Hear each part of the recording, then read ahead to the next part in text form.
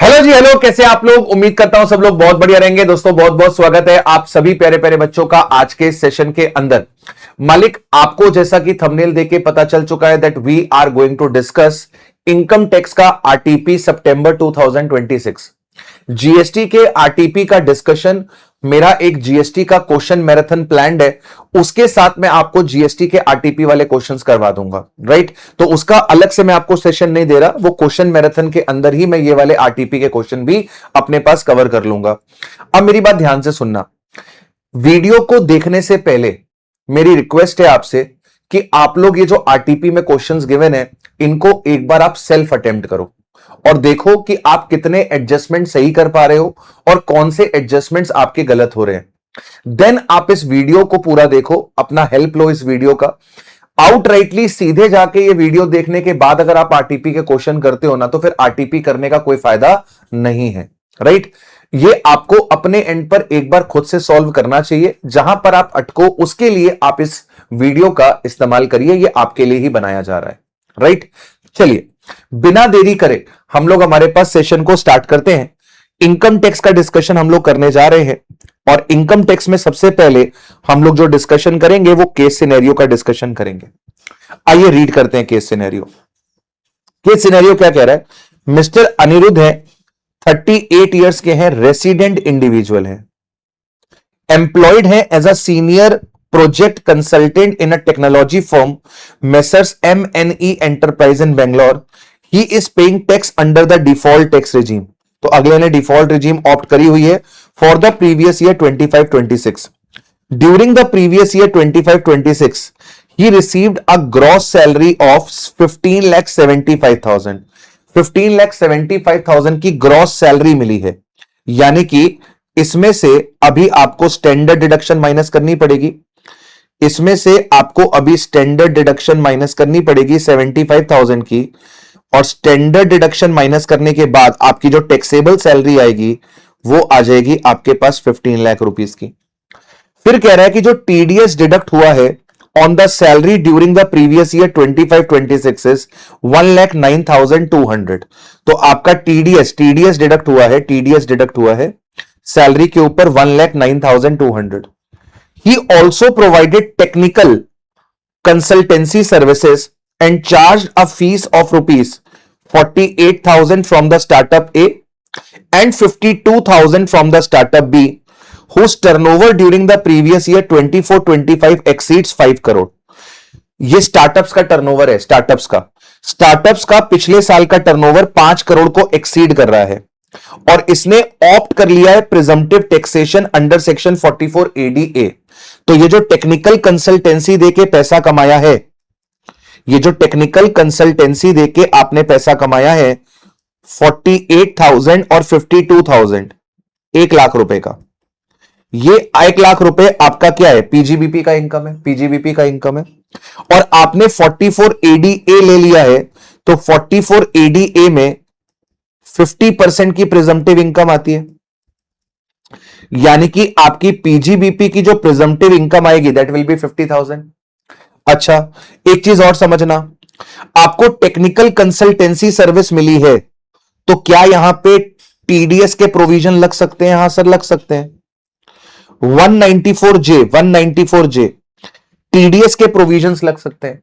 194J कहता है कि अगर आपका जो अमाउंट है वो 50,000 रुपीज एक्सीड करता है तो आपको यहां पर क्या करना पड़ेगा? 10% का टीडीएस काटना पड़ेगा।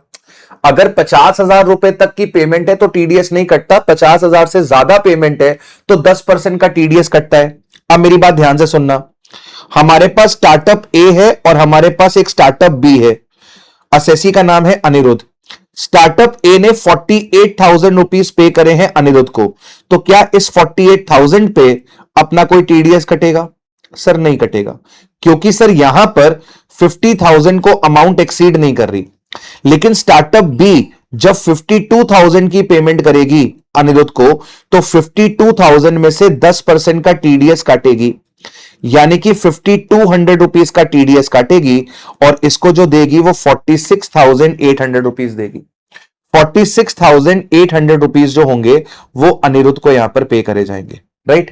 तो याद रहे स्टार्टअप ए के केस में टीडीएस नहीं कटेगा 194J का, टीडीएस नहीं कटेगा 194J का, स्टार्टअप बी के केस में कटेगा। आगे क्या कहता है, आगे कहता है इन नवंबर 2025 he made the following outward remittances under the liberalized remittance scheme LRS through an authorized dealer। तो आपने इंडिया के बाहर पैसा रेमिट किया है, रेमिट किया है, तो यहां पर आपके ऊपर टीसीएस की ऑब्लिगेशन आएगी, टीसीएस की ऑब्लिगेशन आएगी। अब टीसीएस की ऑब्लिगेशन क्या कहती है कि सर अगर आपने, मैं आपको दिखा देता हूं, अगर आपने अपने पास टीसीएस टीसीएस टीसीएस टीसीएस के प्रोविजन कहते हैं लिबरलाइज रेमिटेंस स्कीम में कि अगर आपने एजुकेशन के लिए पैसा भेजा है या मेडिकल ट्रीटमेंट के लिए पैसा भेजा है तो 5% का टीसीएस लगेगा।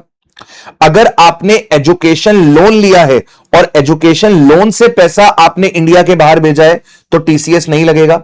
बाकी किसी पर्पस के लिए भेजा है तो 20% का टीसीएस लगेगा।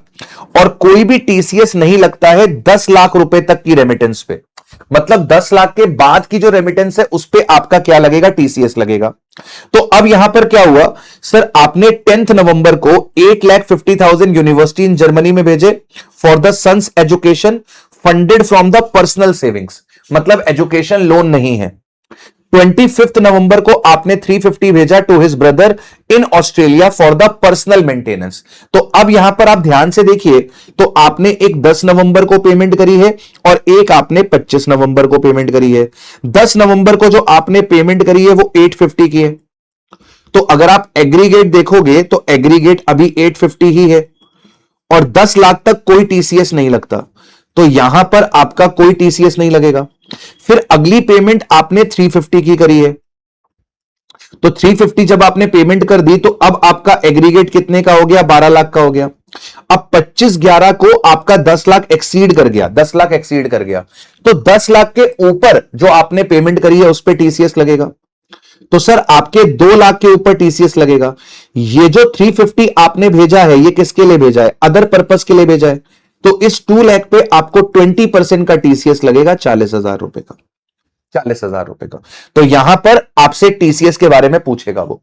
आगे क्या कहता है, आगे कहता है he owns a residential building consisting of 3 identical floor, floor 1 is self-occupied and floor 2 is vacant and floor 2 is let out for a monthly rent of 25,000। अब मेरी बात ध्यान से सुनो, आपने क्या ले रखी है, डिफॉल्ट रिजीम ले रखी है। सर डिफॉल्ट रिजीम के अंदर जो आपकी प्रॉपर्टी सेल्फ ऑक्यूपाइड है, फ्लोर नंबर 1, फ्लोर नंबर 1, इसकी इनकम नहीं लाएगी। और जो वेकेंट है through out the year, vacant is deemed self occupied. अगर पूरे साल वेकेंट है, पूरे साल वेकेंट है तो इसे डीम करा जाता है सेल्फ ऑक्यूपाइड। तो यहां पर भी आपकी इनकम नील हो जाएगी। ये कौन सा है, ये आपका फ्लोर 2 है। तो फ्लोर 1 भी आपका सेल्फ ऑक्यूपाइड है, फ्लोर 2 भी आपका सेल्फ ऑक्यूपाइड है। और अगर आपने डिफॉल्ट रिजीम ली है तो दोनों में आपकी इनकम नील आ जाएगी। अब आगे क्या कहता है कि आपका जो फ्लोर 3 है इसे हमने लेट आउट करा हुआ है कितने रुपए पे, 25,000 रुपीज पे। हमने इसे 25,000 रुपीज पे लेट आउट किया हुआ है। He paid a municipal taxes of 30,000 for the entire building and interest आपका 12 लाख रुपए का है on a housing loan taken for its construction। अब 12 लाख रुपए जो है वो पूरे घर का है, फ्लोर 1, फ्लोर 2, फ्लोर 3 तीनों का है। तो इसमें फ्लोर 3 का जो इंटरेस्ट होगा वो कितने का हो जाएगा, 4 लाख का हो जाएगा। फ्लोर 3 का इंटरेस्ट कितने का हो जाएगा, 4 लाख का हो जाएगा। तो यहां पर अब फ्लोर 3 की अगर आप इनकम निकालते हो जो कि लेट आउट है, तो आपने 25,000 रुपए मंथ पे इसको लेट आउट किया है, तो आपका जो जीएवी आएगा दैट विल बी 3 लाख। आपने म्युनिसिपल टैक्सेस दिए हैं 30,000 पूरे घर के, 30,000 पूरे घर के, तो इसमें से फ्लोर 3 का कितना हो जाएगा, फ्लोर 3 का 10,000 हो जाएगा। आपके पास 290 की एनएवी आ जाएगी। एनएवी में से आपको स्टैंडर्ड डिडक्शन मिलेगी 30% की, और एनएवी में से आपको interest on capital borrowed allowed होगा 4 लाख का, 4 लाख का। तो यहां पर आपके पास क्या आएगा सर, यहां पे 290 में से 30% चला जाएगा और फिर 4 लाख चला जाएगा। आपके पास 197 का लॉस आएगा। अब मेरी बात ध्यान सुनना, आपने डिफॉल्ट रिजीम ले रखी है। डिफॉल्ट रिजीम में ये जो 197 का आपका लॉस है, ये लॉस आपका क्या होना है सर? सर ये लॉस आपका लैप्स होना है। ये ना तो आप सेट ऑफ करा पाओगे, ना ही आप कैरी फॉरवर्ड करा पाओगे। डिफॉल्ट रिजीम में ना तो ये सेट ऑफ हो पाएगा और ना ही ये आपका कैरी फॉरवर्ड हो पाएगा। ठीक है, आगे क्या कहता है? आगे कहता है ऑन 15th मार्च आपने एक कमर्शियल प्लॉट, 15th मार्च 26 को आपने एक कमर्शियल प्लॉट सोल्ड कर दिया है for ₹65 lakh, which he acquired on 31st Jan 24 for ₹40 lakh, जिसे आपने 40 लाख रुपए का खरीदा था। स्टैंप ड्यूटी वैल्यू भी इसकी कितने की है? 65 लाख की है। मतलब आपका जो सेल्स कंसिडरेशन है वो स्टैंप ड्यूटी वैल्यू के बराबर है। तो अब यहां पे आपको कैपिटल गेन निकालना पड़ेगा। जब आप कैपिटल गेन निकालोगे तो full value of consideration will be 65 lakh. Transfer के खर्चे आपको दे नहीं रखे, मतलब आपका नेट कंसिडरेशन है 65 लाख। इसमें से माइनस करेंगे हम लोग कॉस्ट ऑफ एक्विजिशन। इंडेक्सेशन नहीं होगा क्योंकि ट्रांसफर जो हुआ है वो 23 जुलाई 24 के बाद हुआ है, तो इंडेक्सेशन नहीं होगा। 40 लाख का आपने खरीदा था, 25 लाख रुपए का आपका लॉन्ग टर्म कैपिटल गेन आएगा। 25 लाख का आपका लॉन्ग टर्म कैपिटल गेन आएगा। और जब इस पे आप टैक्स निकालने जाओगे तो आपको ऑप्शन मिल जाएगा कि आप इसके ऊपर 12.5% का टैक्स दे सकते हो बिना इंडेक्सेशन के, और आप 20% का टैक्स दे सकते हो आफ्टर इंडेक्सेशन। सर ऐसा क्यों? क्योंकि बेटा लैंड और बिल्डिंग का ट्रांसफर है, असेसी जो है वो रेसिडेंट इंडिविजुअल है। तो हमने क्या पढ़ा था कि अगर आप रेसिडेंट इंडिविजुअल हो और लैंड और बिल्डिंग आपने ट्रांसफर करी है और ट्रांसफर जो हुआ है वो 23 जुलाई 24 के बाद हुआ है, तो टैक्स निकालते वक्त आपको ऑप्शन मिल जाएगा 12.5% विदाउट इंडेक्सेशन या फिर 20% आफ्टर इंडेक्सेशन, दोनों में जो भी आपका लोअर आएगा। आपको नीचे इन्फ्लेशन इंडेक्सेस दे रखे हैं 25-26 के और 23-24 के। Based on the facts of the case scenario above आपको आंसर करना है MCQ 1 to MCQ 5, आपको इसका आंसर करना है। चलिए करते हैं आंसर। सबसे पहले पूछ रहा है कंप्यूट करो इनकम और loss under the head income from house property of Anirudh for the assessment year 26-27। In case of a loss, अगर लॉस आ रहा है डिटरमाइन करो कितना लॉस आप सेट ऑफ कर सकते हो against the other head of income. तो हमने HP का लॉस कैलकुलेट कर लिया था। सर आपके पास फ्लोर 1 में नील आ रहा है, फ्लोर 2 में आपके पास नील आ रहा है, फ्लोर 3 में आपके पास 197 का लॉस आ रहा है। तो आपके पास HP इनकम कितने की आएगी? सर आपके पास HP इनकम 197 का लॉस आएगी, और आप इस लॉस को ना तो कैरी फॉरवर्ड कर सकते हो ना तो सेट ऑफ कर सकते हो। तो आपका राइट ऑप्शन क्या होगा? Loss is 197, entire loss of 197 can be set of. नहीं सर ये ऑप्शन गलत है। Loss from the house properties 997, sir 997 आ ही नहीं रहा, ये ऑप्शन भी गलत है। इनकम फ्रॉम हाउस प्रॉपर्टीज 2,03,000, नहीं सर ये ऑप्शन भी गलत है। Loss from the house properties 197, such loss can neither be set off against the other head nor can be carried forward to the subsequent year. तो आपका जो right option निकल कर आएगा वो डी निकल कर आएगा। अगला पॉइंट क्या कहता है? The authorized bank is required to collect the tax at source from the Anirudh for his foreign remittances under the liberalized remittance scheme। हमने ऊपर कैलकुलेट करा था कि कितना टैक्स कलेक्ट होगा। सर 10 लाख के ऊपर टैक्स कलेक्ट होगा, तो आपने 12 लाख रुपए रेमिट करे हैं, 10 लाख तक माफ हो जाएगा। इस 2 लाख पे 20% यानी कि 40,000 रुपए का आपका TCS आएगा, 40,000 का आपका TCS आएगा, यानी कि यहां पे आपका ये 40,000 A will be the right answer. इसके बाद कह रहा है कंप्यूट करो amount of capital gain arising from the transfer of the commercial plot in the hands of Aniruddh. तो ये 25 लाख रुपीस आ रहा था, हमने कैलकुलेट कर लिया है। Also determine the tax there on ignoring the surcharge and cess. तो कह रहा है कि आपको यहां पे इसका टैक्स डिटरमाइन करना है, इग्नोर करना है सरचार्ज को और सेस को, सरचार्ज और सेस को इग्नोर करना है, डिटरमाइन करना है टैक्स।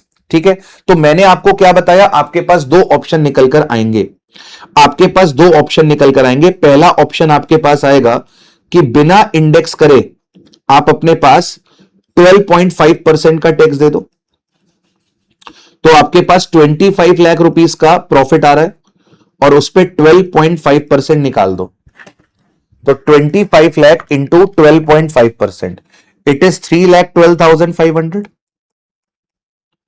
It is 3,12,500।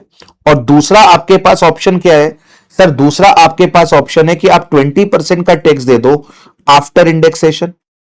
अब आपको इंडेक्स करना पड़ेगा, इंडेक्स करना पड़ेगा। आपका full value of consideration 65 lakh rupees का था, आपका कॉस्ट ऑफ एक्यूजिशन 40 लाख रुपए का था, कॉस्ट ऑफ एक्यूजिशन आपका 40 लाख रुपए का था। तो 40 लाख को आपको इंडेक्स करना पड़ेगा, इंडेक्स करना पड़ेगा। 40 लाख को जब इंडेक्स करोगे तो ये इंडेक्स कैसे होगा? 40 लाख को जब आप इंडेक्स करोगे तो बेचने वाले ईयर से मल्टीप्लाई करा दो इंडेक्सेशन फैक्टर से, और खरीदने वाले ईयर से डिवाइड कर दो। 376 और 348, 376 और 348, बेचने वाले से मल्टीप्लाई करा दो, खरीदने वाले से डिवाइड करा दो। तो 40 इंटू 376 डिवाइडेड बाय 348, ये आ रहा है 43.21839। इसको लैक्स में लिख दें। फुल वैल्यू ऑफ कंसिडरेशन आपके पास 65 लाख की आ रही है, ये आ रहा है 43,21,839 माइनस 65 लाख, 65 लाख माइनस 43,21,839, 2178,161, 2178,161, इसका 20%, इसका 20%। तो ये आ रहा है 435,632, 435,632। तो दोनों में से जो भी कम है, दोनों में से जो भी कम है, बिना इंडेक्स करे, बिना इंडेक्स करे 12.5% देने पे 312,500 आ रहा है। इंडेक्स करने के बाद 20% देने पे 435,632 आ रहा है। दोनों में जो भी लोअर है वो आपको पे करना पड़ेगा। तो यहां पर राइट आंसर जो निकल कर आ रहा है, राइट आंसर जो निकल कर आ रहा है, अगेन अगेन अगेन वो अपने पास ए निकल कर आ रहा है। Long term capital gain 25 lakh और tax there on is 3,12,500। I need to check this कि हमने सही किया है कि नहीं किया। थर्ड का ए, थर्ड का ए, थर्ड का ए, सेकंड का भी ए था, फर्स्ट का डी था। ठीक है, अभी तक सारे सही करें। आगे बढ़ते हैं सर। अब कह रहा है कंप्यूट करके बताओ कि आपका जीटीआई कितना होगा। कंप्यूट करके बताओ आपका जीटीआई कितना होगा। तो कंप्यूट कर लेते हैं। आपके पास सैलरी इनकम है, सैलरी इनकम 15 लाख की आ रही है। एचपी इनकम है, एचपी इनकम में आपके पास कुछ नहीं आ रहा। आपके पास कैपिटल गेन है, सॉरी आपके पास पीजीबीपी है, पीजीबीपी में आपके पास 50,000 आ रहा था, पीजीबीपी में आपके पास 50,000 आ रहा था, ये हमने निकाला था यहां पे। पीजीबीपी, पीजीबीपी में आपके पास 50,000 आ रहा था, पीजीबीपी में 50,000 आ रहा था। कैपिटल गेन में आपके पास 25 लाख आ रहा है। अदर सोर्स का इस क्वेश्चन में कुछ नहीं दिया हुआ, तो आप यहां पे टैक्स निकाल, सॉरी ग्रॉस टोटल इनकम निकालोगे तो ग्रॉस टोटल इनकम आपकी 40,50,000 आएगी। यानी कि आपका जो करेक्ट ऑप्शन होगा दैट विल बी सी। आपका जो करेक्ट ऑप्शन होगा that will be C, fourth का सी, फोर्थ का सी, फोर्थ का सी। ठीक है, अब गाड़ी को आगे लेके चलते हैं। क्या कह रहा है? कैलकुलेट करो tax payable. Tax payable, tax payable का मतलब क्या होता है? टैक्स पेबल का मतलब होता है tax liability minus TDS minus TCS minus advance tax. तो आपको टैक्स पेबल यहां पे कैलकुलेट करना है after considering the TDS TCS if any by mister Anirudh for the previous year 25-26। ठीक है, चलो तो आप पहले मुझे ये बताओ, अगर हमने डिफॉल्ट रिजीम ली है तो डिफॉल्ट रिजीम में इस 40,50,000 में से हमको दो ही डिडक्शन मिलती है, एक 80CCD2, एक 80JJAA, जो हमारे पास क्वेश्चन में है ही नहीं। तो यही 40,50,000 रुपए मेरे लिए क्या बन जाएगा? टोटल इनकम बन जाएगा। यही 40,50,000 रुपए मेरे लिए क्या बन जाएगा सर? टोटल इनकम बन जाएगा। हाँ सर, ये 40-50 आपके लिए टोटल इनकम बन गया। अब आप मुझे बताओ, इस 40-50 में, इस 40-50 में 25 लाख तो आपका एलटीसीजी है जो कि स्पेशल इनकम है। 25 लाख आपका एलटीसीजी है जो स्पेशल इनकम है, और इसका टैक्स हम ऊपर निकाल चुके थे, 3,12,500 आ रहा है। बाकी का जो 15,50,000 है वो आपका नॉर्मल इनकम है, वो आपका नॉर्मल इनकम है। नॉर्मल इनकम पे स्लैब रेट से टैक्स निकलेगा। तो जो आपका पहला 12 लाख है, 12 लाख पे आप टैक्स निकालोगे तो 60,000 आएगा। और 3,50,000 पे जो बैलेंस के 3,50,000 बच रहे हैं, इस पे आपको टैक्स देना पड़ेगा 15% से। न्यू रिजीम में क्या चलता है? न्यू रिजीम में 4-4 लाख का स्लैब चलता है। न्यू रिजीम में 4-4 लाख का स्लैब चलता है, बोलो हाँ कि ना। न्यू रिजीम में 4-4 लाख रुपए का स्लैब चलता है।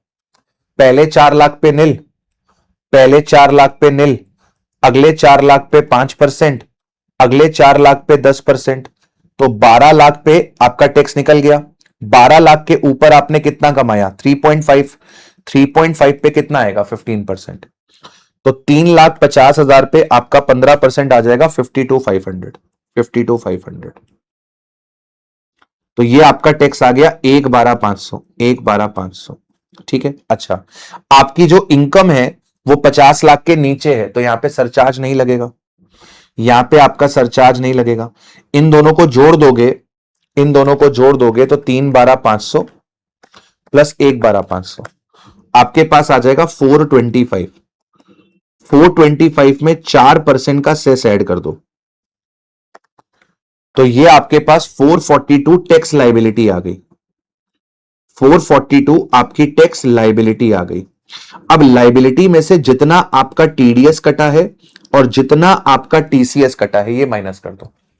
अब टीडीएस आपका कहां कहां कटा है? देखो, सबसे पहले क्वेश्चन में आपको बताया गया था कि आपका सैलरी का टीडीएस कटा है। आपका सैलरी का टीडीएस कटा है, तो सैलरी का टीडीएस कटा है 1,09,200। फिर आपने जो टेक्निकल फीस कमाई थी, ये 48,000 पे टीडीएस नहीं कटा था, लेकिन ये वाले 52,000 पे 10% का टीडीएस कटा था। तो टेक्निकल फीस के ऊपर आपका 5,200 रुपीज का टीडीएस कटा है। ठीक है। इसके बाद एचपी की इनकम दे रखी थी, एचपी की इनकम में कोई टीडीएस नहीं कटा। फिर यहां पर देखो, तुम्हारा कमर्शियल प्लॉट बिका है और प्लॉट 50 लाख के ऊपर बिका है। तो याद करो, जब आपका प्लॉट 50 लाख के ऊपर बिकेगा, मतलब इमूवेबल प्रॉपर्टी, इमूवेबल प्रॉपर्टी जब आपकी 50 लाख के ऊपर बिकती है, आई ए आई ए आई ए, जब आपकी immovable property, immovable property 50 lakh से ऊपर की बिकती है, 50 लाख से ऊपर की बिकती है, तो आपका 1% का टीडीएस कटता है, या तो कंसिडरेशन का या तो एसडीवी का, दोनों जो भी हायर है।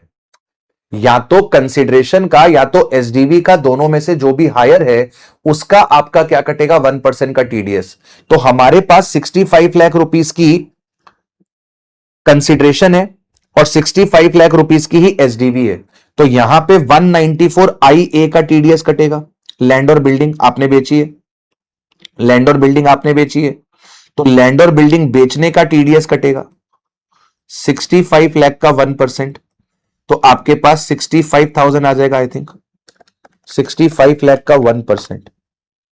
हाँ, 65 लाख का 1%, 65,000 आ जाएगा। ये तो टीडीएस हो गया। टीडीएस के अलावा आपका टीसीएस कटा है 40,000 रुपीज का। तो टोटल आपके पास कितना हो गया? 65 प्लस 40 प्लस 52 प्लस 1,09,200। आपका 2,19,400 का टीडीएस टीसीएस है। 2,19,400 का टीडीएस टीसीएस है। तो जो आपकी टैक्स लाइबिलिटी आ रही है, इसमें से 2,19,400 जो आपका टीडीएस टीसीएस है वो माइनस कर दीजिए, -442। तो आपके पास 2,22,600 आ जाएगा। ये आ रहा है आपके पास डी, 2,22,600, 222,600, 222,600। तो आप अगर चेक करोगे तो फिफ्थ वाले का राइट आंसर, फिफ्थ वाले का राइट आंसर डी ही आएगा, 222,600 ही आएगा। राइट एवरीवन, ये आपके पास 222,600 ही निकल के आएगा। क्लियर है? चलिए अब अगले क्वेश्चन की तरफ चलते हैं। अगला क्वेश्चन आपका रेसिडेंशियल स्टेटस का है। क्या कह रहा है अगला क्वेश्चन? कह रहा है विक्रम साहब एक फॉरेन सिटीजन है और पर्सन ऑफ इंडियन ओरिजिन है। Okay, person of Indian origin है, resides in country Z. He operates international management consultancy firm. During the previous year, 25-26 he traveled to India, for the official cum personal visit. His consecutive period of stay in India during the current and the preceding financial year is given below.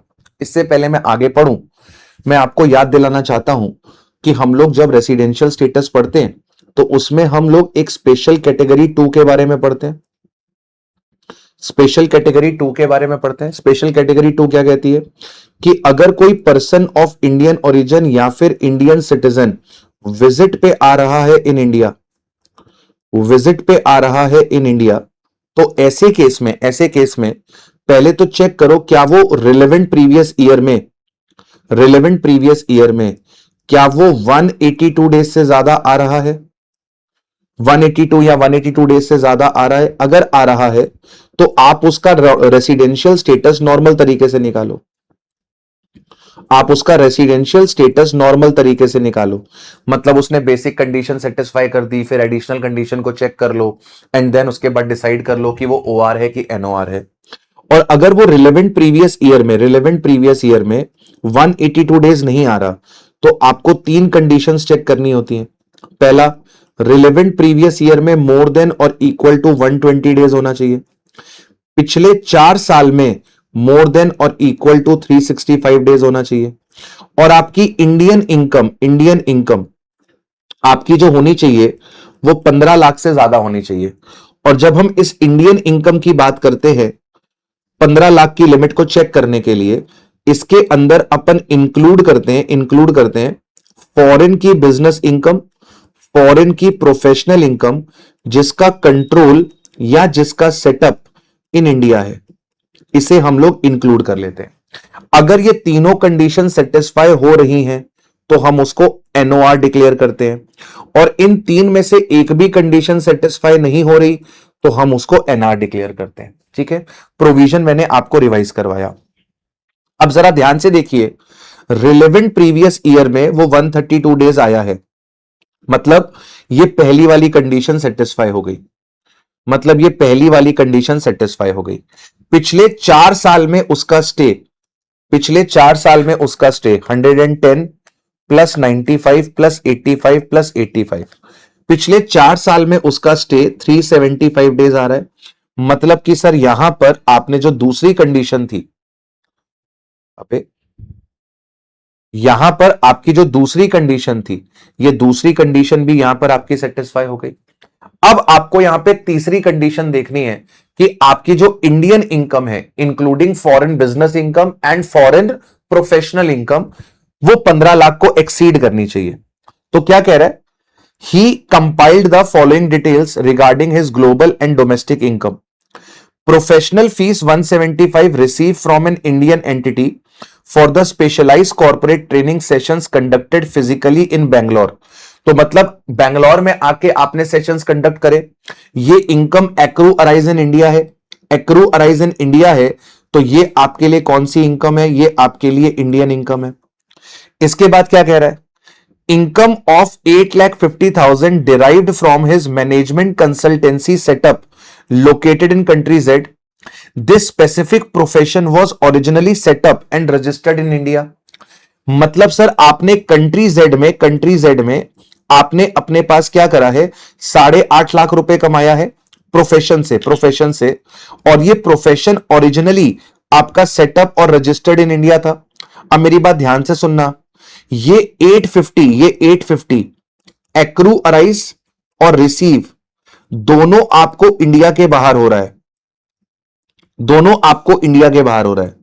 तो ये है तो आपकी foreign income, लेकिन ये 15 लाख रुपए की limit को चेक करने के लिए, ये जो 15 लाख की लिमिट है, इस लिमिट को चेक करने के लिए फॉरेन प्रोफेशनल इनकम जिसका सेटअप इंडिया में है हम उसे कंसीडर करते हैं। तो 15 लाख की लिमिट में हम इसे कंसीडर करेंगे। This is foreign income and it is a professional income जिसका सेटअप इन इंडिया है, ठीक है।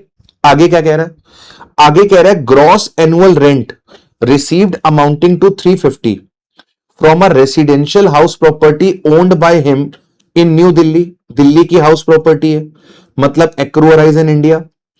350 का ग्रॉस रेंट मिला है आपको। The municipal taxes of 20,000 on this property were borne and paid by tenant. Municipal taxes borne and paid by tenant, मतलब कि म्युनिसिपल टैक्सेस का बर्डन ओनर पे नहीं आया, ओनर पे नहीं आया तो आपको इस 20,000 का डिडक्शन नहीं मिलेगा। अब ये ग्रॉस रेंट दे रखा है, तो 350 का रेंट है, इसमें से माइनस कर देंगे 30% का स्टैंडर्ड डिडक्शन। तो 30% का स्टैंडर्ड डिडक्शन लेने के बाद it will come to 245, it will come to 245, it will come to 245। ये भी आपकी कौन सी इनकम है सर? ये भी आपकी इंडियन इनकम है। इसके बाद क्या कह रहा है? Interest earned on FD with the State Bank of India amounting to 220। Sir ये 220 भी आपके लिए इंडियन इनकम है, स्टेट बैंक ऑफ इंडिया से पैसा कमाया है। Income of 4 lakh earned and receive from a commercial building situated in country Z. Country Z में कमर्शियल बिल्डिंग है, तो ये आपके लिए फॉरेन इनकम है।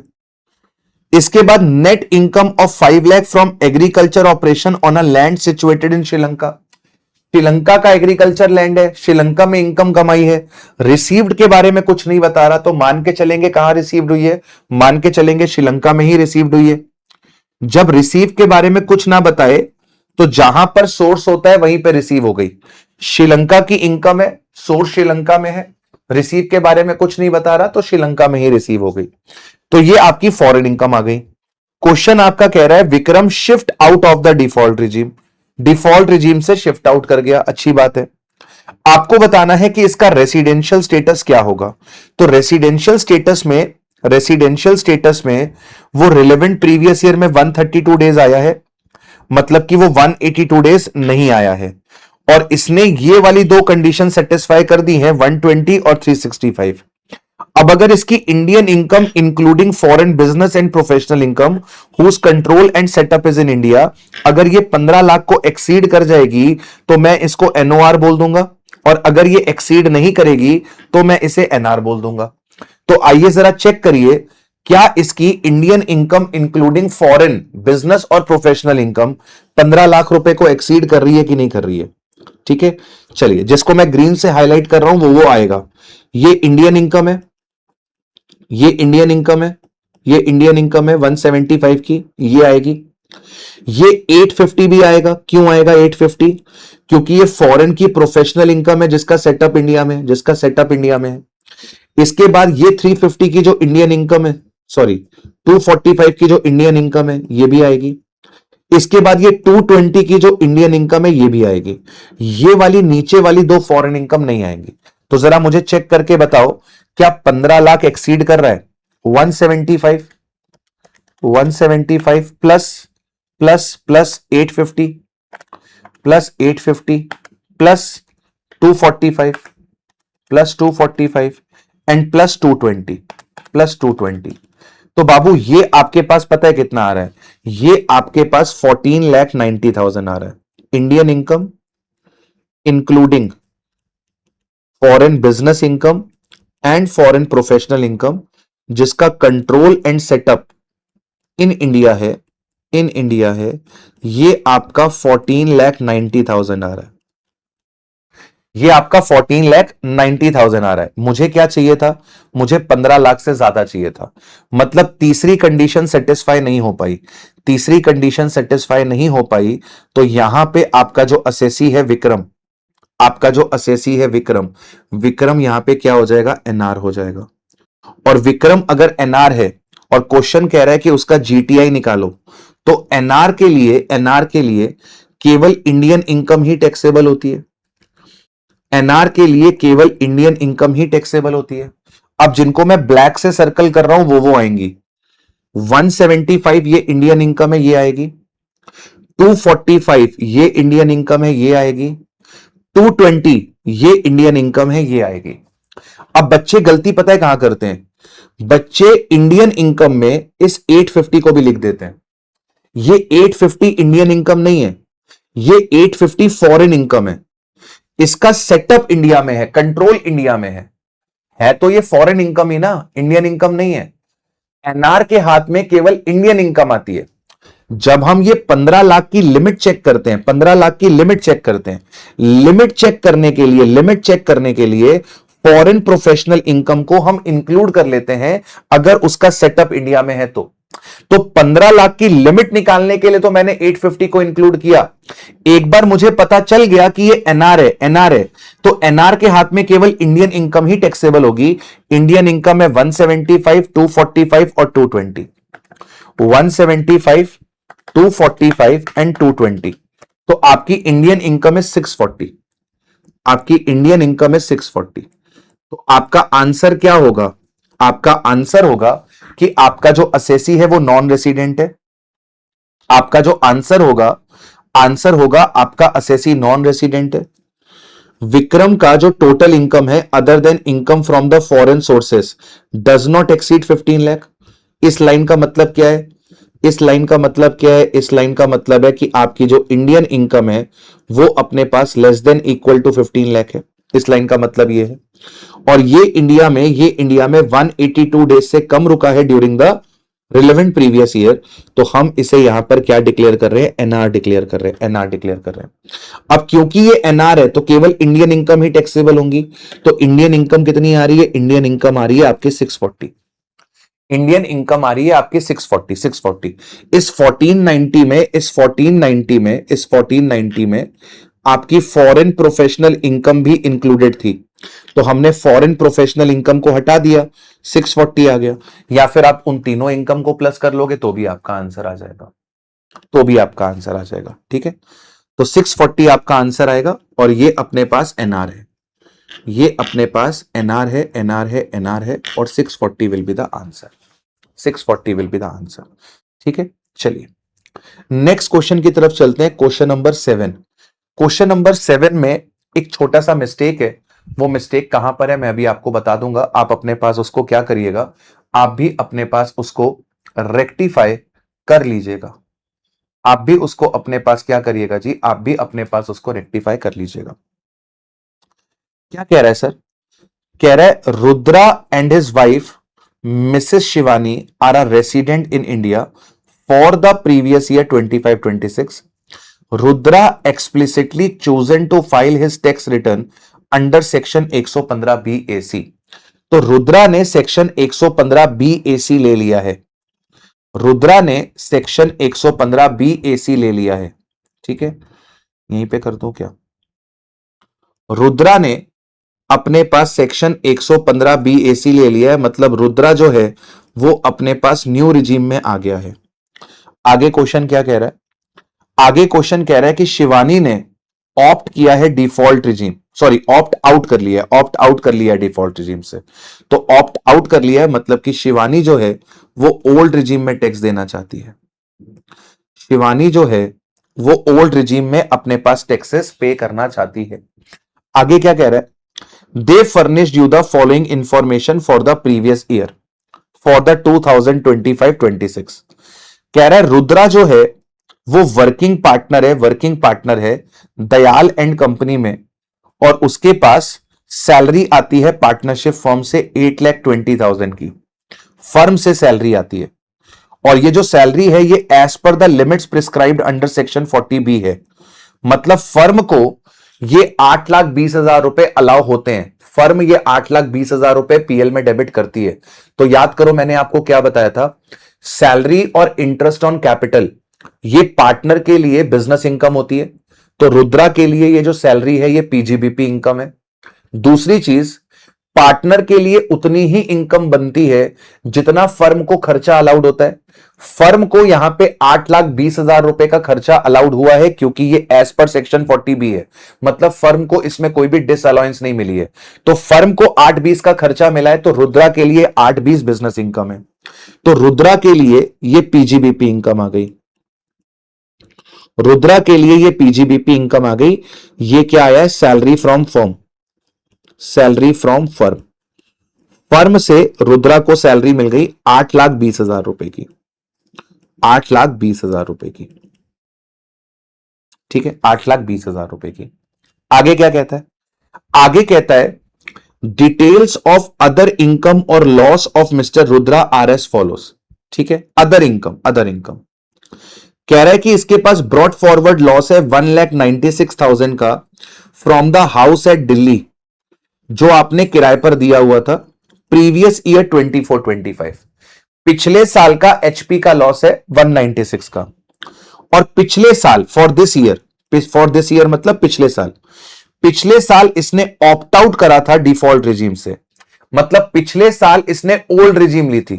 तो अगर आप एचपी के अंदर ओल्ड रिजीम लेते हो एचपी के अंदर अगर आप ओल्ड रिजीम लेते हो, तो ओल्ड रिजीम आपको कहती है कि आप 2 लाख रुपए तक का लॉस कैरी फॉरवर्ड कर सकते हो।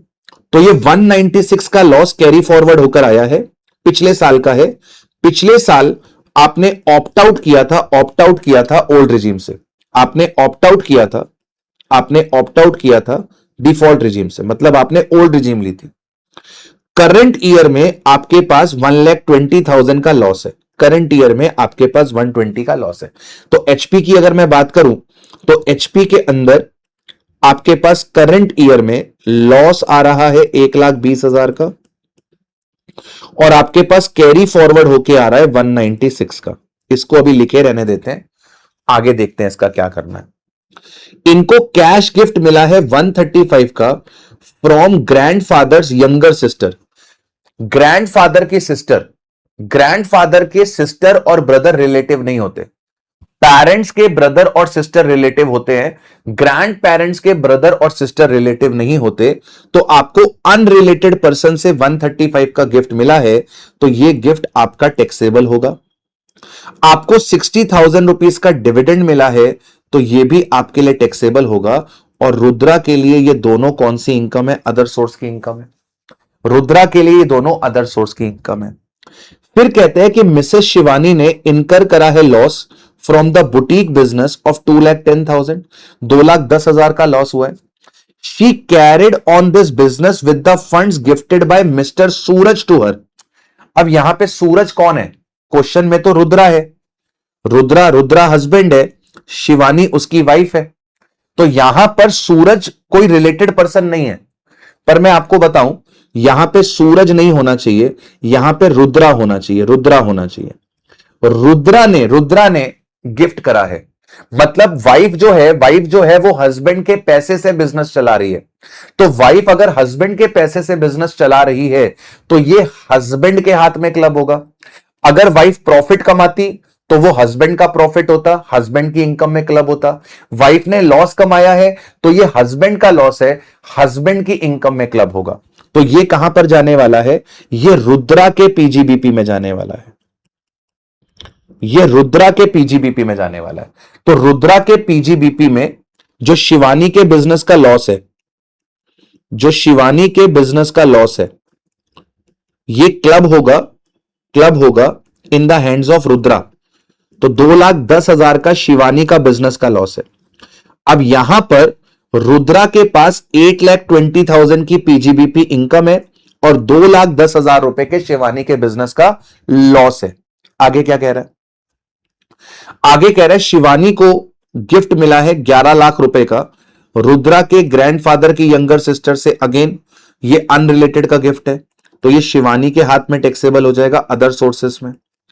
इसके बाद कहता है रुद्रा जो है वो 22% शेयर्स होल्ड करता है रुद्रा टेक के अंदर, शिवानी जो है वो 25% का शेयर होल्ड करती है सेम कंपनी के अंदर, मतलब कि हस्बैंड वाइफ का यहां पे सब्सटेंशियल इंटरेस्ट है।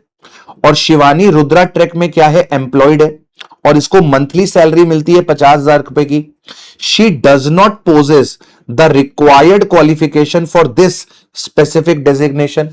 तो हमने क्या पढ़ा था कि अगर हस्बैंड और वाइफ दोनों का सब्सटेंशियल इंटरेस्ट है जिस कंसर्न में, वहां से अगर सैलरी आ रही है तो उस वाले स्पाउस के हाथ में टैक्सेबल होगी जिसकी income other than salary income ज्यादा है, तो रुद्रा का भी सब्सटेंशियल इंटरेस्ट है, शिवानी का भी सब्सटेंशियल इंटरेस्ट है, रुद्रा का भी सब्सटेंशियल इंटरेस्ट है, शिवानी का भी सब्सटेंशियल इंटरेस्ट है। तो ऐसे केस में शिवानी को जो सैलरी मिल रही है बिना किसी क्वालिफिकेशन के, वो उसके हाथ में क्लब होगी जिसकी अदर इनकम ज्यादा है। तो मुझे अभी नहीं पता कि रुद्रा की अदर इनकम ज्यादा है कि शिवानी की अदर इनकम ज्यादा है, तो मुझे वेट करना पड़ेगा। जिसकी भी अदर इनकम ज्यादा होगी उसके हाथ में क्लब कर देंगे। आगे क्या कह रहा है? आगे कह रहा है रुद्रा ने गिफ्ट करा equity shares of 80 lakh to the brother's wife. Rudra ने ब्रदर की जो वाइफ है, रुद्रा ने ब्रदर की वाइफ को शेयर्स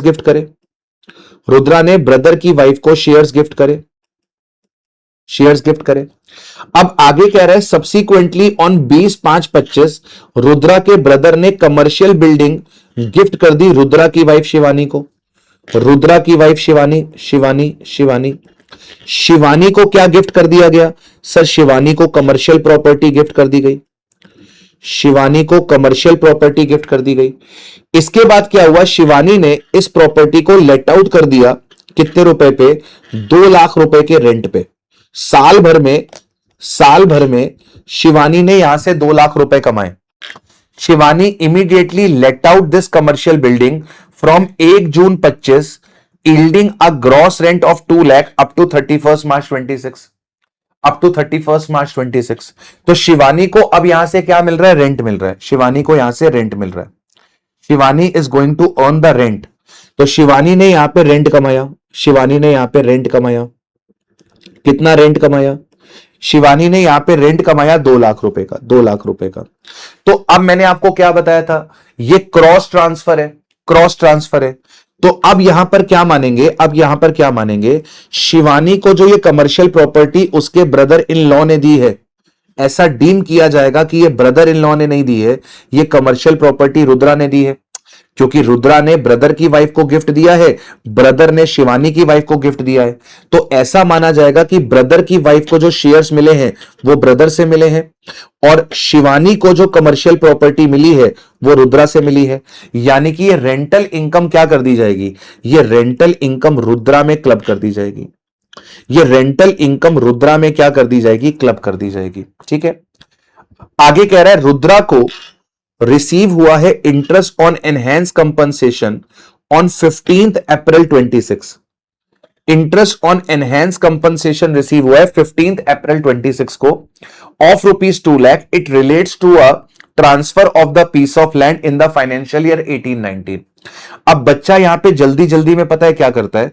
बच्चा यहां पे जल्दी में देखता है कि interest on enhance compensation 2 lakh का मिला है, इसमें से 50% का डिडक्शन मिल जाएगा, 1 लाख रुपए टैक्सेबल हो जाएगा। लेकिन बच्चा इस डेट की तरफ ध्यान नहीं देता।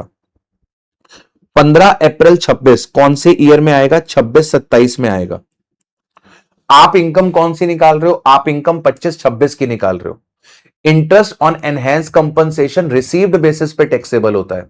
तो ये रिसीव कौन से ईयर में हुआ है? ये रिसीव 26-27 में हुआ है, तो ये 26-27 में टैक्सेबल होगा। आपसे जो टोटल इनकम मांगी जा रही है वो असेसमेंट ईयर 26-27 की मांगी जा रही है। असेसमेंट ईयर 26-27 का मतलब आपसे जो इनकम मांगी जाएगी वो प्रीवियस ईयर 25-26 की मांगी जाएगी। आपसे जो इनकम मांगी जाएगी वो प्रीवियस ईयर 25-26 की मांगी जाएगी। 25-26 में ये 2 लाख रुपए निकल कर नहीं आएंगे। ठीक है। आपको कंप्यूट करनी है टोटल इनकम ऑफ रुद्रा और शिवानी, और रिस्पेक्टिव रिजीम्स के हिसाब से कैलकुलेट करनी है। ठीक है। तो चलिए, हम रुद्रा की बिजनेस इनकम तो निकाल चुके हैं। ये शिवानी के बिजनेस का जो लॉस है वो रुद्रा के हाथ में क्लब हो जाएगा। हम रुद्रा की एचपी इनकम निकालते हैं। एचपी की इनकम भी रेंट की क्लबिंग होने वाली है। ठीक है। जो कमर्शियल प्लॉट है उसकी यहां पर क्या होने वाली है? क्लबिंग होने वाली है। शिवानी को मिला था वो प्लॉट, लेकिन ऐसा माना जाएगा कि वो रुद्रा ने गिफ्ट करा है, तो रुद्रा के हाथ में क्लबिंग होगी। तो आपके पास जो जीएवी आएगी वो कितने की आएगी? 2 लाख की आएगी। म्युनिसिपल टैक्सेस वगैरह आपके पास है नहीं। आपके पास 2 लाख रुपए की आपके पास एनएवी आ जाएगी। इसमें से माइनस हो जाएगा आपका 30% का डिडक्शन। आपके पास इंटरेस्ट ऑन कैपिटल बोरोड है नहीं, तो आपके पास 1,40,000 आ जाएगी करंट ईयर की एचपी की इनकम।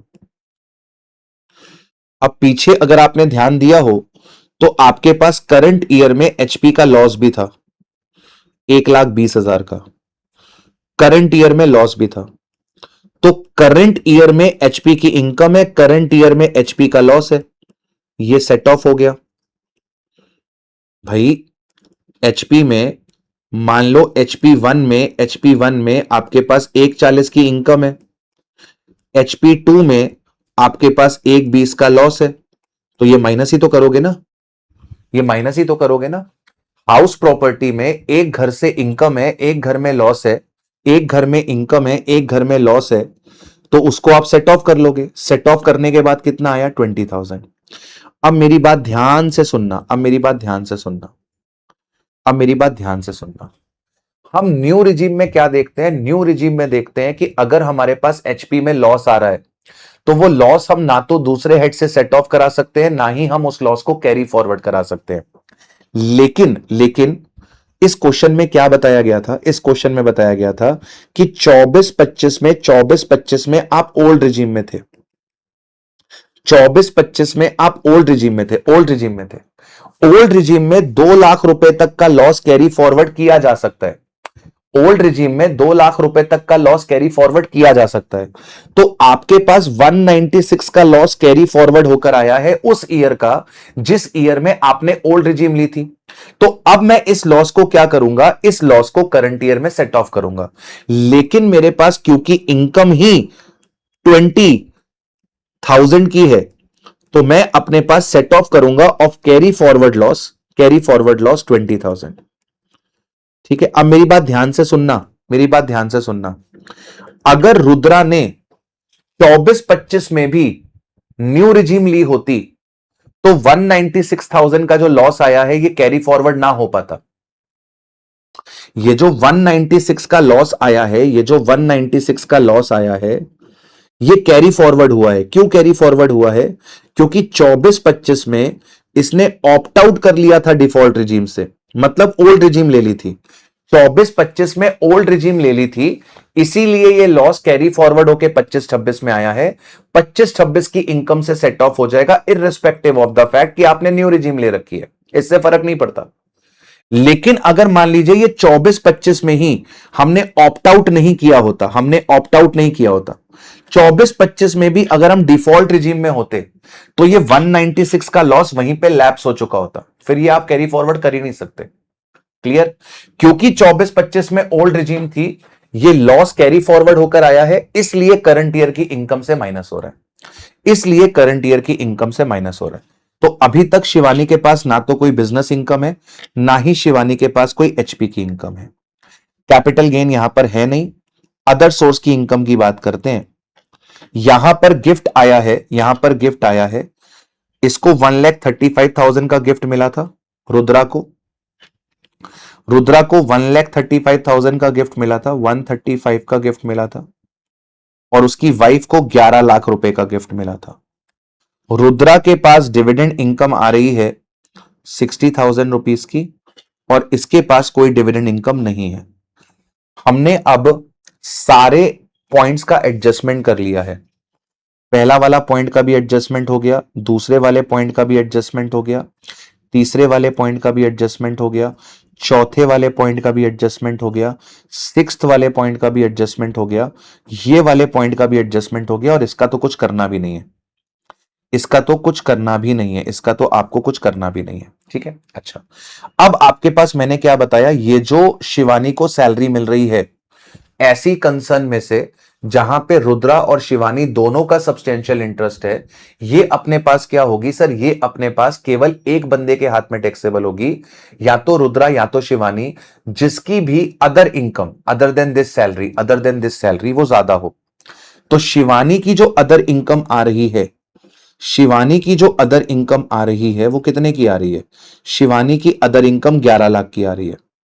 और यहां पर रुद्रा की जो इनकम आ रही है वो आ रही है आपके पास 6,10,000, 6,10,000 प्लस 135 प्लस 60, 610 प्लस 195, ये आ रही है 8,05,000 की, ये आ रही है 8,05,000 की। तो इसकी इनकम अदर देन सैलरी ये 8,05,000 आ रही है, ये 11 लाख आ रही है। ये आपकी क्या आई है? Total income other than salary from company in which both have substantial interest, ये आ रहा है। ठीक है, अब यहां पर क्या होगा सर, यहां पर सैलरी इनकम उसके हाथ में एडजस्ट करी जाएगी जिसकी अदर इनकम ज्यादा है। तो ऑब्वियसली यहां पे शिवानी की इनकम ज्यादा है, तो शिवानी के हाथ में वो टैक्सेबल हो जाएगी। 50,000 रुपए महीने की सैलरी है, तो 50,000 इंटू 12, 6 लाख। ओल्ड रिजीम में है शिवानी, तो ओल्ड रिजीम में 50,000 का स्टैंडर्ड डिडक्शन, तो यहां पर आपके पास 5,50,000 आ जाएगा सैलरी इनकम। यहां पर 8,05,000 रुद्रा की इनकम आएगी और 16,50,000 रुपीज आपके पास शिवानी की इनकम आएगी। इस क्वेश्चन में अगर आप मुझसे पूछते हो तो जो एडजस्टमेंट मुझे अच्छे लगे, एक तो मुझे ये वाला एडजस्टमेंट अच्छा लगा जिसमें बच्चा फिसल सकता था, डेट इंपॉर्टेंट थी, और दूसरा मुझे जो एडजस्टमेंट अच्छा लगा, ये हाउस प्रॉपर्टी का ए वाला एडजस्टमेंट अच्छा लगा, इसमें बच्चा फिसल सकता था, बाकी सारे एडजस्टमेंट्स इजी हैं। यहां पर एक छोटा सा मिस्टेक है, सूरज नहीं होना चाहिए था, यहां पे रुद्रा होना चाहिए था। तो अगर मैं आपको आंसर दिखाऊं तो आंसर आपके पास वही आएगा जो मैंने अभी आपको बताया, 8,05,000 आएगी रुद्रा की और 1650 आएगी आपके पास शिवानी की। 1650 आएगी आपके पास शिवानी की, 8,05,000 और 1650। चलिए मालिक, अब आगे बढ़ते हैं और बात करते हैं अगले क्वेश्चन की, जो कि है क्वेश्चन नंबर आपके पास 8। क्वेश्चन नंबर 8 कहता है examine the applicability of TDS and compute the amount of tax required to be deducted if any in each of the following cases for the previous year. तो TDS का question है आपके पास। पहला है विवेक एक रेसिडेंट इंडिविजुअल है, engage in the business of electrical goods, had a turnover of 18 crore during the previous year 24-25। 18 crore का टर्नओवर है पिछले साल का। During the previous year 25-26 he purchase goods from the Janet traders are resident seller in the ordinary course of business. Details of purchases are as follows.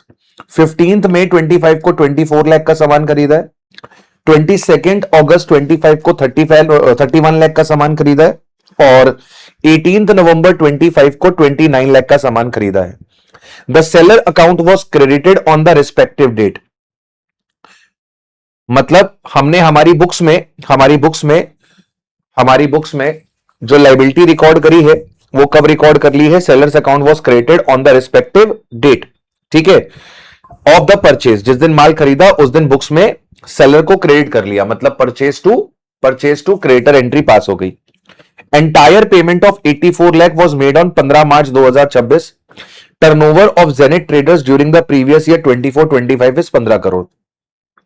तो sir यहां पे 194Q वाला आपका प्रोविजन लगेगा। 194Q कहता है कि जब आपकी एग्रीगेट पेमेंट 50 लाख रुपीस को एक्सीड करेगी तब आपको टीडीएस काटना है 0.1%।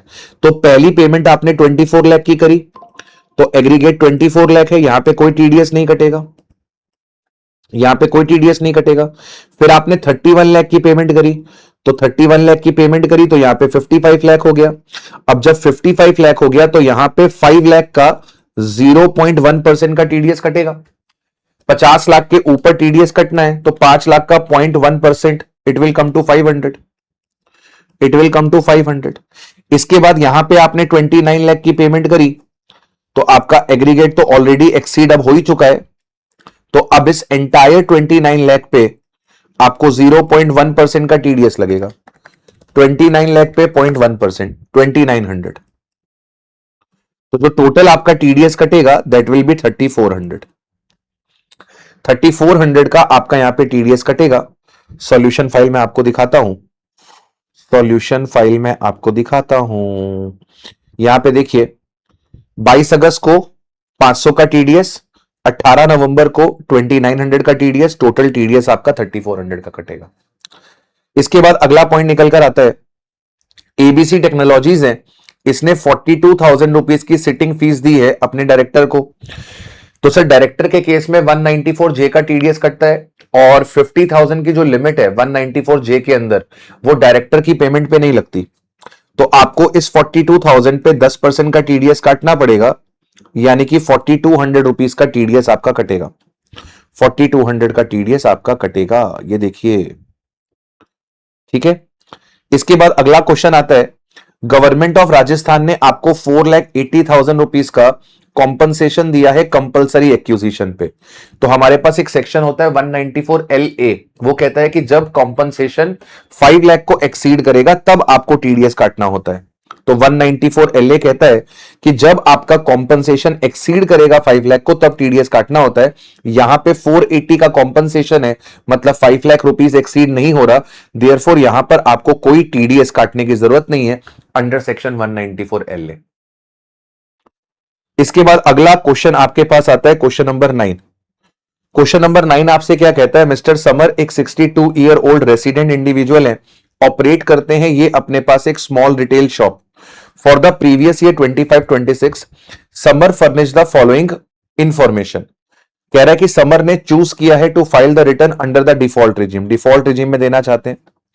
फॉर द प्रीवियस ईयर 25-26 इनका जो कंप्यूटेड टोटल इनकम है वो 380 है, मतलब कि इनका जो इनकम है वो बेसिक एग्जेम्पशन लिमिट से कम है। इनका जो इनकम है वो बेसिक एग्जेम्पशन लिमिट से कम है। न्यू रिजीम के अंदर बेसिक एग्जेम्पशन लिमिट 4 लाख की होती है। इनका जो बिजली का कॉन्जम्पशन है वो 95,000 रुपीज है, मतलब कि बिजली का कॉन्जम्पशन 1 लाख रुपए से कम है। इसके बाद एडिशनली इनका जो टीडीएस कटा है बैंकों पे वो 28,000 का कटा है, 28,000 का कटा है। 62 ईयर के ओल्ड रेसिडेंट है, तो अगर आप सीनियर सिटीजन हो और आपका जो टीडीएस टीसीएस है, अगर वो अपने पास 50,000 से ज्यादा है, 50,000 या 50,000 से ज्यादा है, 50,000 या 50,000 से ज्यादा है, तो वहां पर आपको क्या होता है, रिटर्न फाइल करना मैंडेटरी होता है। यहां पर इनकी जो ग्रॉस रिसीट्स है फ्रॉम द रिटेल शॉप वो 28 लाख की है। ठीक है, तो अगर आप याद करो रिटर्न फाइलिंग वाले प्रोविजन, बिजली का कंजम्पशन 1 लाख से ज्यादा होगा तो आपके लिए रिटर्न फाइलिंग मैंडेटरी हो जाएगी। आपकी इनकम बेसिक एग्जेम्पशन लिमिट से ज्यादा होगी तो फाइल करनी मैंडेटरी हो जाएगी। अगर आपके पास जो टीडीएस और टीसीएस मिला के अगर वो 50,000 से ज्यादा का है, 50,000 या उससे ज्यादा का है, तो आपके लिए रिटर्न फाइलिंग करनी मैंडेटरी हो जाएगी। तो whether the Samar is compulsorily required to file the return of income, the answer is no, the answer is no. ठीक है, क्यों नहीं करनी, क्योंकि इनका जो टोटल इनकम है वो बेसिक एग्जेम्पशन लिमिट को एक्सीड नहीं कर रहा, तो इनको अपना रिटर्न ऑफ इनकम फाइल करने का जरूरत नहीं है। ऑल्सो सर इनका जो बिजली का बिल है वो 1 लाख रुपए एक्सीड नहीं कर रहा। ऑल्सो जो इनका टीडीएस टीसीएस है वो 50,000 को एक्सीड नहीं कर रहा। इनका जो बिजनेस का टर्नओवर है वो 60 लाख को एक्सीड नहीं कर रहा। तो अगर बिजली का बिल 1 लाख से ज्यादा हो जाता तो रिटर्न फाइल करना मैंडेटरी हो जाता। टीडीएस टीसीएस मिला के 50,000 से ज्यादा हो जाता, रिटर्न फाइल करना मैंडेटरी हो जाता। आपकी जो टीडीएस टीसीएस मिला के 50,000 ज्यादा होती, रिटर्न फाइल करना मैंडेटरी हो जाता। और इसके साथ साथ आपके पास ये जो टर्नओवर है, अगर ये 60 लाख को एक्सीड कर जाता तो भी आपके लिए रिटर्न फाइल करना मैंडेटरी हो जाता। तो क्योंकि सर यहां पर आप कोई भी ऐसी कंडीशन फुलफिल नहीं कर रहे हो कि आपका यहां पे रिटर्न फाइल करना मैंडेटरी है, तो यहां पर आपको ऑप्शन है, आप चाहो तो रिटर्न फाइल करो, चाहो तो मत फाइल करो। इसके बाद इसी क्वेश्चन का सेकंड पार्ट है, कहां गया सेकंड पार्ट, इसी क्वेश्चन का सेकंड पार्ट है। सेकंड पार्ट कहता है to celebrate his spouse birthday Samar ने सिंगल कैश बिल की पेमेंट कर दी है 60,000 रुपीज की 5 स्टार लग्जरी होटल में। 50,000 रुपए से ज्यादा की कैश पेमेंट कर देते हो होटल पे तो वहां पर आपको अपना पैन फर्निश करना मैंडेटरी हो जाता है। लेटर उसी महीने में आपने 48,000 रुपीज लाइफ इंश्योरेंस कॉर्पोरेशन को दिए अपने लाइफ इंश्योरेंस कवरेज को रिन्यू करने के लिए। तो यहां पर लिमिट कितने की चलती है सर, यहां पर आपके पास जो लिमिट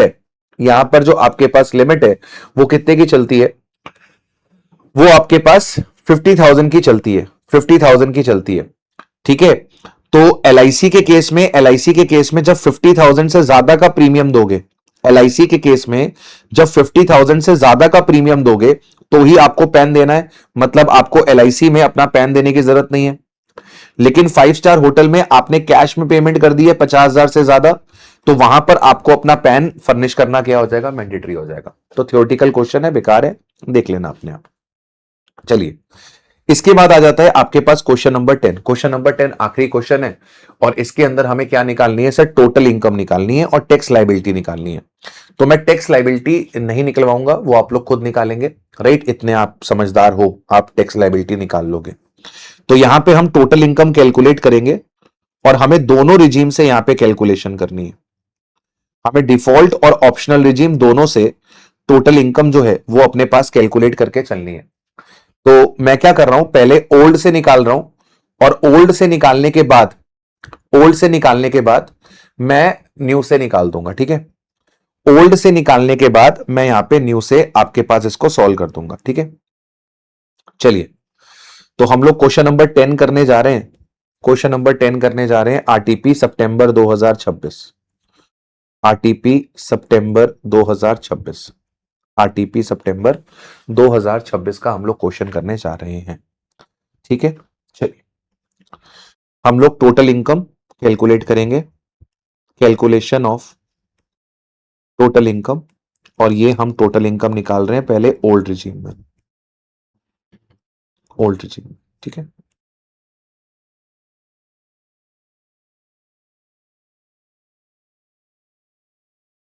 ठीक है, ओल्ड रिजीम में कैलकुलेशन कर रहे हैं। क्वेश्चन क्या कह रहा है? क्वेश्चन कह रहा है अद्वैत जो है, अद्वैत जो है वो एक रेसिडेंट इंडिविजुअल है जिनकी एज 48 ईयर्स की है, engaged in the manufacturing of industrial chemical as a sole proprietor. Sole proprietor है, मैन्युफैक्चरिंग के धंधे में है। मर्केंटाइल सिस्टम ऑफ अकाउंटिंग को फॉलो करते हैं।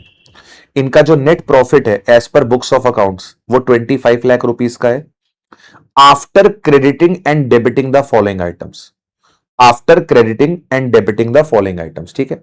कुछ आइटम्स को डेबिट और क्रेडिट करने के बाद, कुछ आइटम्स को डेबिट और क्रेडिट करने के बाद कितना आ रहा है? 35,000 is paid directly to a creditor for a raw material in cash. तो आपने कैश में 35,000 रुपए दे दिए, तो ये आपको डिसअलाउ होगा, सेक्शन 40A3 में लिखता जा रहा हूं, ठीक है?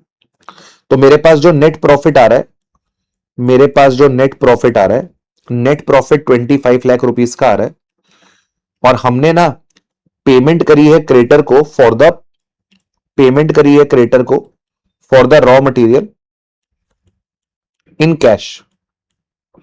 रॉ मटेरियल के लिए पेमेंट कर दी है इन कैश, तो ये अपने पास डिसअलाउ हो जाएगी अंडर सेक्शन 40A3, ठीक है?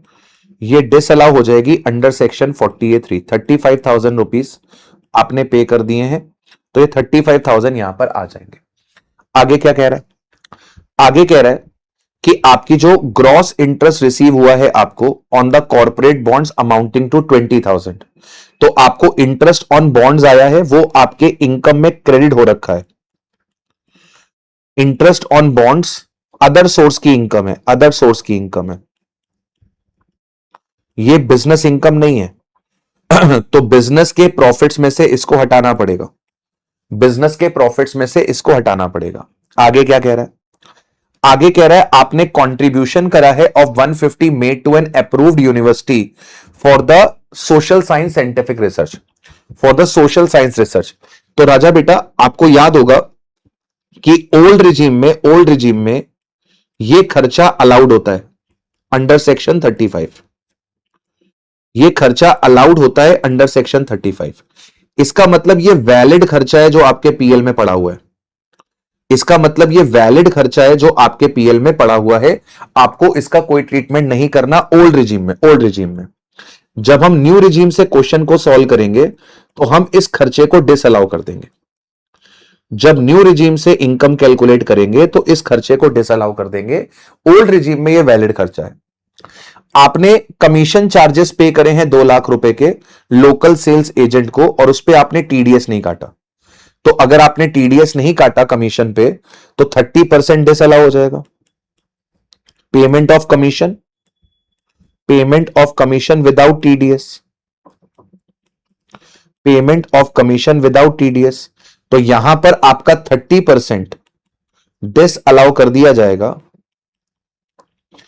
Under section 40 clause A sub clause 1A के अंदर। तो 2 लाख की पेमेंट थी, 2 लाख का 30% डिसअलाउ हो गया। इसके बाद अगला पॉइंट क्या कह रहा है? अगला पॉइंट कह रहा है कि जो नॉर्मल डेप्रीसिएशन है 5 लाख रुपीस का है, including the depreciation on the total cost of the new plant and machinery purchased and put to use on 12th July 25 as per the income tax rule. तो आपने अपने पीएल में 5 लाख रुपए debit करे हुए हैं, 5 लाख रुपए डेबिट करे हुए हैं, और ये 5 लाख रुपए किस चीज के हैं? नॉर्मल डेप्रीसिएशन के। इस 5 लाख में नई प्लांट एंड मशीनरी की टोटल कॉस्ट पे आपने डेप्रीसिएशन लिया हुआ है।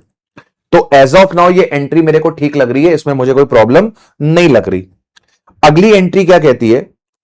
अगली एंट्री कहती है कि आपको सब्सिडी मिली है 20% की on the new machinery received from the state government on 15th July 25 amounting to 4 lakh. आपको 20% की सब्सिडी मिली है नई प्लांट एंड मशीनरी खरीदने में। कितने की सब्सिडी मिली है? 4 लाख रुपए की सब्सिडी मिली है। अब मेरी बात ध्यान से सुनना, अब आपको ये 5th और 6th पॉइंट सेंस बनाएंगे। 5th पॉइंट कह रहा है कि आपने नॉर्मल डेप्रीसिएशन क्लेम किया है 5 लाख रुपए का, और इस 5 लाख रुपए में वो क्या कह रहा है? इस 5 लाख में इंक्लूड है depreciation on new plant and machinery की टोटल कॉस्ट पे। न्यू प्लांट एंड मशीनरी की जो टोटल कॉस्ट है, उस पे अपन ने क्या कर रखा है? डेप्रीसिएशन ले रखा है। पर मैं आपको बताऊं हमने क्या पढ़ रखा था?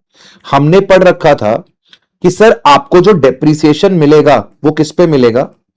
आपको जो डेप्रीसिएशन अलाउ होगा वो सब्सिडी माइनस करने के बाद की जो फिगर है, इस फिगर पे आपको डेप्रीसिएशन मिलेगा। मतलब कि अगर 4 लाख रुपए की सब्सिडी आपको मिली है जो कि 20% ऑफ प्लांट एंड मशीनरी को रिप्रेजेंट कर रही है, तो टोटल कॉस्ट का 20% यानी कि 4 लाख रुपए का आपको सब्सिडी मिला है, तो आपकी टोटल कॉस्ट कितने की होगी? टोटल कॉस्ट होगी 4 लाख डिवाइडेड बाय 20%, यानी कि आपकी जो टोटल कॉस्ट रही होगी वो 20 लाख की रही होगी। तो आपने क्या करा है? आपने 20 लाख पे डेप्रीसिएशन लगा लिया, जबकि आपको डेप्रीसिएशन लगाना कितना चाहिए था? जो एक्चुअल कॉस्ट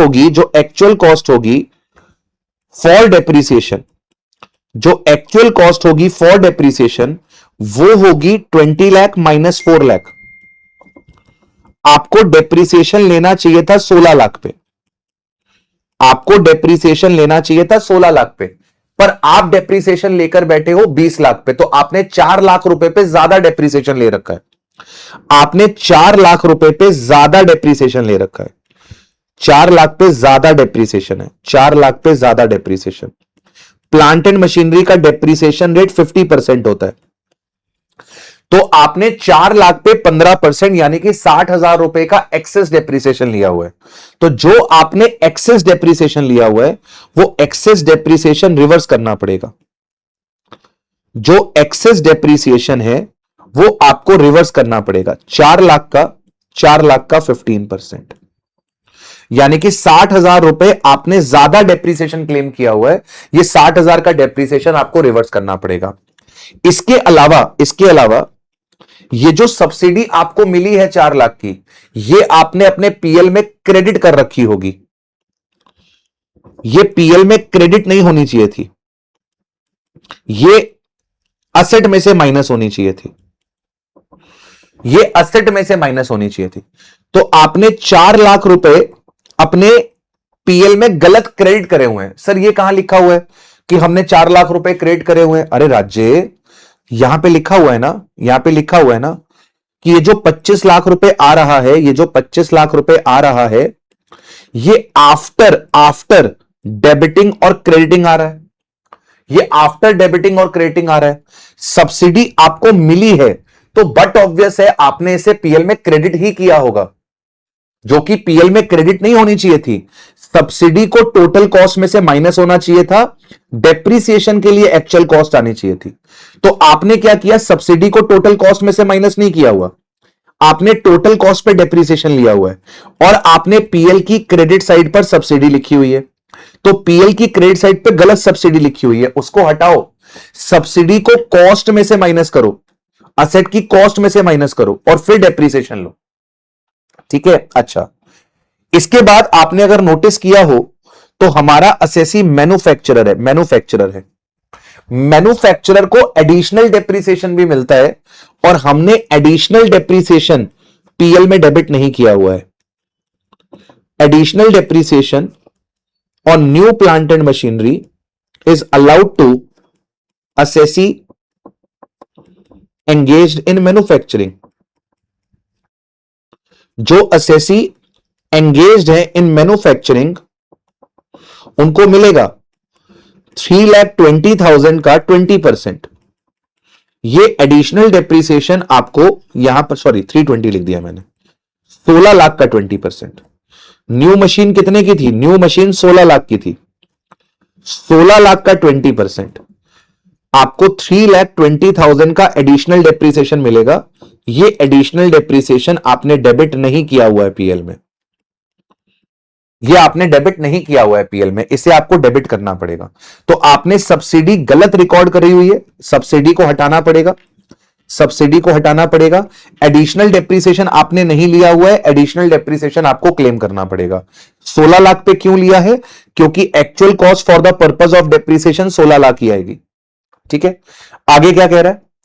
आगे कह रहा है कि मेडिकल के खर्चे हैं जो आपने डेबिट करे हुए हैं अपने बिजनेस में 60,000 रुपीज के, जो कि हॉस्पिटल का खर्चा है, मेडिकल ट्रीटमेंट का, डिपेंडेंट सन का जिसको सीवियर डिसेबिलिटी है। तो सर डिपेंडेंट डिसेबल्ड यानी कि 80DD, सीवियर डिसेबल्ड है, 1,25,000 का डिडक्शन मिलेगा ओल्ड रिजीम में, न्यू में नहीं मिलेगा। और ये 60,000 रुपए जो है ये पर्सनल खर्चा है, बिजनेस का खर्चा नहीं है, रिवर्स करना पड़ेगा। ऐड करिए मेडिकल एक्सपेंस ऑफ सन 60,000। ठीक है, 60,000। अगला पॉइंट क्या है? अगला पॉइंट है 80,000 आपने इनकर करा है on the advertisement publish in a souvenir of the political party. Sir political party के सोवेनियर में एडवर्टीजमेंट करोगे तो ये खर्चा अलाउड नहीं होगा। एडवर्टीजमेंट ऑन पॉलिटिकल पार्टी के सोवेनियर पे ये 80,000 आपको अलाउड नहीं होगा। 15 मार्च को अद्वैत ने परचेज किया था raw material worth of 50,000 from XYZ industries, a micro enterprise, under the MSMED act. The payment was outstanding as on 31 March 26। हमने गुड्स कब खरीदे थे? 15 मार्च को खरीदे थे, 31 मार्च को पेमेंट आउटस्टैंडिंग है, माइक्रो एंटरप्राइज है। एंड सब्सिक्वेंटली हमने पेमेंट कब करी है? 25/5/26 को करी है। आपका रिटर्न एग्रीमेंट था कि आपको पेमेंट 15 दिन के अंदर करनी थी। तो सर हमने क्या पढ़ा था कि माइक्रो और स्मॉल एंटरप्राइजेस को अगर आपने टाइमली पेमेंट नहीं किया तो सेक्शन 43B में डिसअलाउ हो जाएगी। Payment not made to micro enterprise, payment not made to micro enterprise during the year disallowed under section 43B। तो आपने 50,000 रुपीज पे नहीं करे तो ये 50,000 रुपीज आपको डिसअलाउ हो जाएंगे। अब ये एडिशनल इंफॉर्मेशन दी हुई है। एडिशनल इंफॉर्मेशन का मतलब कि इनका कोई भी एडजस्टमेंट नहीं हुआ है इन पीएल, मतलब ये आइटम डेबिट क्रेडिट नहीं है, नो ट्रीटमेंट इन पीएल, इनका कोई ट्रीटमेंट नहीं हुआ इन पीएल, मतलब पीएल में ये डेबिट और क्रेडिट नहीं हुए हैं। ठीक है, ये एडिशनल इंफॉर्मेशन है, एडिशनल इंफॉर्मेशन है। He received the gross annual rent of 480 from the let out house property. Municipal taxes 50,000. Municipal tax of 50,000 for this property were paid by him on 10 अप्रैल 26। 10 अप्रैल 26 मतलब 26-27 में म्युनिसिपल टैक्स दिए। और municipal tax का नियम है कि जिस ईयर में पे होंगे उस ईयर में अलाउड होंगे। तो ये आपकी एचपी की इनकम में जाएगा और यहां पर आपके पास म्युनिसिपल टैक्स का खर्चा अलाउड नहीं होगा क्योंकि आपने जो पेमेंट करी है वो अगले साल करी है। आपने रीपे करा है हाउसिंग लोन का प्रिंसिपल 90,000 का, ये आपका 80C में जाएगा। And interest of 1,10,000 on such loan to a financial institution availed for the purchase of such house property, ये 1,10,000 रुपए कहां पर जाएगा? ये 1,10,000 रुपए आपका 24B में जाएगा। इसके बाद कहता है he received 1,05,000 from the pre mature withdrawal of a 5 year post office time deposit which include interest of 15,000. He previously claimed deduction under section 80C at the time of making such deposit. The amount of interest has not been included in his total income in any earlier previous year. देखो pre mature withdrawal क्या होता है कि आपने 5 साल की FD करवाई है, 5 साल की आपने पोस्ट ऑफिस का टाइम डिपॉजिट कराया, तो 5 इयर्स के बाद अगर आप पैसा निकालते हैं ना तो उस पर आपको टैक्स नहीं लगता, सिर्फ जो इंटरेस्ट का पोर्शन है उस पर आपको केवल टैक्स लगता। लेकिन आपने प्री मैच्योर विड्रॉल कर लिया, मतलब 5 साल से पहले पैसा विड्रॉ कर लिया, तो जो आपने 5 साल से पहले पैसा विड्रॉ कर लिया ये अब आपके लिए अदर सोर्स की इनकम बन जाएगी। तो ये 1,05,000 रुपए आपके लिए क्या बन गया? अदर सोर्स का इनकम बन गया। इसके बाद कह रहा है कि आपने वेकेंट लैंड बेचा है 10/6/2025 को 15 लाख रुपए का, जो कि आपने ओरिजिनली खरीदा 5/4/2008 को 3 लाख रुपए का। तो अब यहां पर आपके पास जब कैपिटल गेन कैलकुलेट होगा, तो कैपिटल गेन जब आप कैलकुलेट करोगे वहां पर तो विदाउट इंडेक्सेशन ही होगा। कैपिटल गेन जब कैलकुलेट होगा तो बिना इंडेक्सेशन के ही कैलकुलेट होगा। लेकिन जब आपको टैक्स देना होगा तो आपको ऑप्शन मिल जाएगा कि आप चाहो तो 12.5% से टैक्स दे सकते हो विदाउट इंडेक्सेशन, और आप चाहो तो 20% से टैक्स दे सकते हो आफ्टर इंडेक्सेशन, ये आपकी चॉइस होगी। तो एडिशनल इंफॉर्मेशन में पीजीबीपी के बारे में कुछ नहीं बता रखा। आपके ए और बी पॉइंट हाउस प्रॉपर्टी की बात कर रहे हैं, सी पॉइंट अदर सोर्स की बात कर रहा है, और डी पॉइंट आपके लिए कैपिटल गेन की बात कर रहा है। यानी कि ऊपर आपका जो पीजीबीपी का एडजस्टमेंट्स है वो हमारे सारे कंप्लीट हो चुके हैं। तो 25 लाख में पहले मैं प्लस वाले आइटम को प्लस कर देता हूं, +35 +120 +140 +50 -20 -720, तो ये मेरे पास आ रहा है 21,05,000। पीजीबीपी इनकम मेरे पास आ रही है 21,05,000। ठीक है, 21,05,000।